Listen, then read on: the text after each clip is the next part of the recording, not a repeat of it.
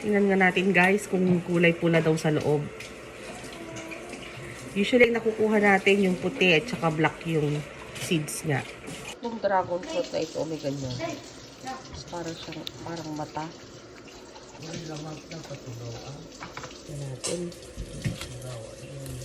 Tingnan natin guys. Taran! Nagadukas tayo, may gampay doon. Ganyan naman. So, hindi siya red. Ganyan talaga siya. Ganyan lang to, oh. Feel mo lang na ganyan, guys. Yeah, sure.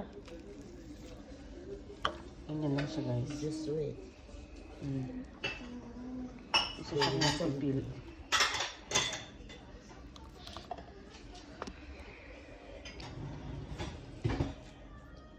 Ang dali pa lang ditong ipil.